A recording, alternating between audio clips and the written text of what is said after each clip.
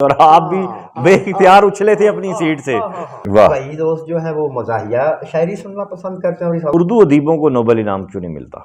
میاں اردو کی آبیاری تو خطہ پنجاب نے کی. اس میں کانٹینٹ کا معاملہ نہیں ہے، کانٹینٹ ہے ہمارے پاس، کانٹینٹ بہت بڑا ہے. بالکل ایسے ہی ہے. لہذا فقیروں کو یہ سامعین ان کے محبت کرنے والے جب لیکن بلاتے ہیں ہم چلے جاتے ہیں. لیکن ایک ویڈیو میں آپ پیچھے بیٹھے ہوئے تھے اور سامنے کہا جا رہا تھا رقیبوں کی ترقی ہو گئی ہے، ہمارے ساتھ یکی ہو گئی ہے. واٹ از دس؟ اور آپ بھی بے اختیار اچھلے تھے اپنی سیٹ سے کہ یہ کیا ہوا ہے؟ ہاں وہ ایک مشاعرہ تھا. اب ایسا ہوتا ہے دوستو کہ جو منتظمین ہوتے ہیں نا، انہوں نے اپنے سامع کو ایک خاص سطح پہ انٹرٹین کرنا ہوتا ہے تاکہ سامع کی جڑت مستقبل میں بھی برقرار رہے. ایک بات. دوسری بات، سامعین میں، عوام میں سارے اصحاب جو جمع ہوتے ہیں وہ سنجیدہ شاعری ہی سننے کے لیے نہیں ہوتے، بلکہ انہیں یہ خبر بھی ہوتی ہے کہ شاعری کا ایک پہلو مزاح بھی ہے. کئی دوست جو ہیں وہ مزاحیہ شاعری سننا پسند کرتے ہیں اور اس حوالے سے جڑ جاتے ہیں.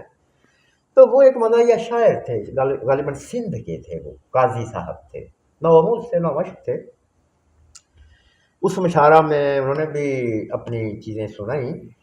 تو یہ شعر بھی جب انہوں نے پڑھا تو مزاح کو پسند کرنے والے اس شعر پہ بھی اچھلے، انہیں تحسین سے نوازا. تو یہ بات وہ تھی. میں شوم قسمت پیچھے راجوان تھا اس مشاعرہ میں، تو میرا ریئیکشن جو ہے وہ سامعین کو بھا گیا.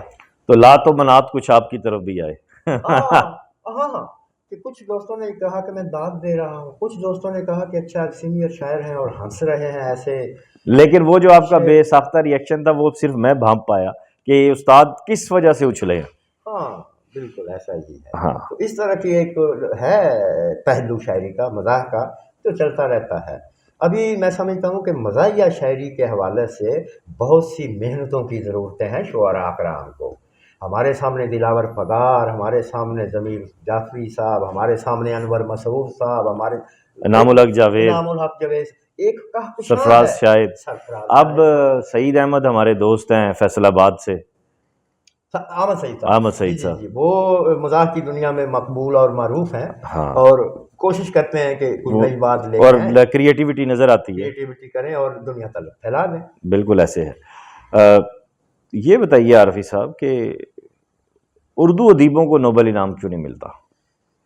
اردو کیا ہمارے پاس کانٹینٹ ایسا نہیں ہے، یا ہمارے پاس وہ گن نہیں ہے جسے فائر کیا جا سکے؟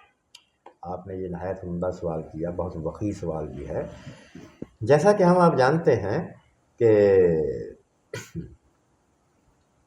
نوبل انعام کا ایک خاصہ یہ ہے کہ وہ لوگ اس تخلیق کو اس پرائز کے لیے چنتے ہیں جو کوئی شاعر یا ادیب اپنی نیٹو زبان میں تخلیق کرتا ہے.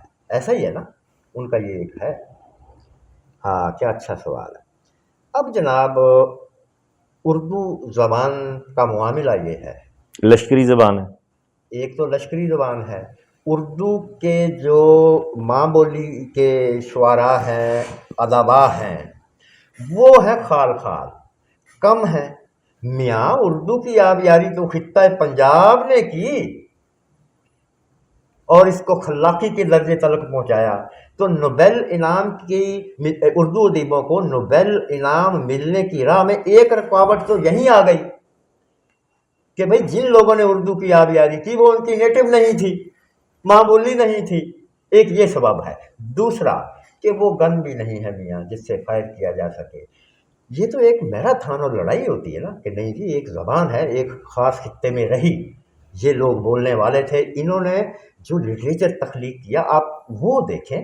پھر وقت اگر نیٹو جو زبان کا قضیہ معاملہ ہے آپ کا، اور اس کو ایک طرف رکھ کے اس کے لیے لڑائیوں کی ضرورت ہے، اس کے لیے پرچار کرنے کی ضرورت ہے، اسٹیبلشمنٹ ہونی چاہیے آپ کے پاس پراپر لٹریری اور شعری. جی تو وہ بھی نہیں ہے. لہٰذا ہم دیکھتے ہیں کہ اردو کے ضمن میں نوبل کے حوالے سے راوی چین ہی چین لکھتا ہے. صحیح دو تین اسباب ہیں نا.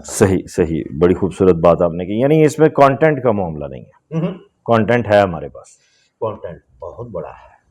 यहाँ नहीं मैंने आपको नाम गिनवाए जा सकते हैं जिन्होंने नहायत उम्दा नावल्स तख्लीक किए, नहायत उम्दा शायरी तख्लीक की इस ज़बान में कि उन्हें नोबेल मिलना चाहिए था कि एक ख़ास सामे को हिंद सिंध में तूल अर्ज़ तक फैले हुए सामे को मुतासर किया और जोड़ा। भैया यहाँ तो आपका घर में छोटा भाई है जो उसको कायल करने में दिक्कतें हैं, पूजा ये कि आप हिंद सिंध के सामे को अपनी शायरी, अपने नावल, अपनी लिखतों के साथ जोड़ ले, जुड़े हुए मौजूद हैं। अब ये फिर और तरफ बात निकल जाएगी कि वो कौन कौन से अच्छा, नाम आपको पता है। हाफिज साहब, एक शायर को कैसा होना चाहिए? आप जैसा, फकीर जैसा, और कहकशां है एक दूसरे अल्फाज में। देखिए शायरी जो है ना, अव्वलन जुड़ी हुई है बेनियाजी से, शायरी जुड़ी हुई है सानियन मसला से कि मसला क्या है शायर के शायर को मसला क्या है, वो शेर क्यों कह रहा है। एक पहले जवाज मसला बेनियाजी, ये जब तीन चीज़ें हम देखते हैं किसी शायर में तो आप खुद कहिए माशाल्लाह शायर हैं। उस शायर को अल्लाह तबारक व तआला इज़्ज़तें सामे उसके साथ जुड़ा हुआ है कि नहीं। मुआमिला यहाँ आके बकास दीगर गुण हो जाता है जब बाद शुआरा, फिर उसके बाद बेशतर शुआरा इस ख्याल के हामी हो जाते हैं कि हम इस आले को जितना ज़्यादा यूज़ करेंगे उतने ज़्यादा हम बड़े शायर कहलवाएंगे, उतने ज़्यादा हम फैलेंगे। अरे नहीं, ऐसा नहीं होता। ये सारी चीज़ें वक्ती और लम्हाती है। सो भैया आपका ये सवाल कि एक शायर को कैसा होना चाहिए, चले मसला होना चाहिए, पहली बात बेनियाजी होनी चाहिए, पहली बात होगी। अब इसका एक ज़ैली सवाल है, एक गज़ल गो को कैसा होना चाहिए? हाँ, गज़ल गोई चूँकि बारीक फन है, सबसे पहले एक गज़ल गो की for and the foremost duty ये है, उसका पहला कर्तव्य ये है कि वो गज़ल गोई के फ़न में जो क्लासिक दस्तयाब है उससे ओहदा बरा हो जाए, उसे पढ़ ले।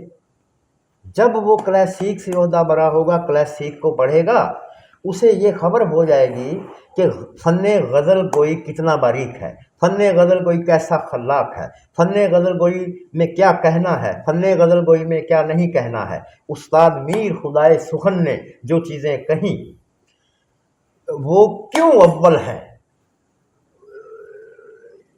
उस्ताद गालिब ने 128 गज़लें देकर क्यों आज तलक उर्दू दान दुनिया में अपनी धाक बैठाई हुई है। ठीक है, यही ये मुतक़द्दिमीन, मुतवस्सितीन और मुताखिरीन, मुताखिरीन को मुतक़द्दिमीन और मुतवस्सितीन के शेरी गज़लिया सरमाए का मुताला करना ही करना होगा अगर वो गज़ल के बाब में, इस बारीक फ़न के बाब में अपना आप जो है वो आगे लेके जाना चाहते हैं, सिद्क़ से, सच्चाई से, बेनियाजी से। सो बात कहाँ आपका सवाल समा फिर यूँ करता हूँ कि एक गज़ल गो को कैसा होना चाहिए। क्लासिक का मुताला करना चाहिए, दिले शायर गज़ल में धड़कता है। वाह, गज़ल में दिले शायर धड़कना चाहिए, और आप हम जानते हैं कि दिल कब धड़कता है। वाह वाह वाह वाह, इसका दिल धड़कने का इल्तज़ाम भी एक गज़ल गो को करना पड़ेगा। महज अच्छा, जब वो सारी प्री रिक्विजिट्स पूरी कर ले उसके बाद उसे इजाज़त है कि मियाँ इस आला के ज़रिए, आफ्टर ऑल ये आला हकीकत है, इस आला के ज़रिए अब जो कहा गया है तो गज़ल कह ली गई है, ये सारी चीज़ें देखते हुए उसको फैलाव भी इख्तियार करना चाहिए। हमारे यहाँ उलट है,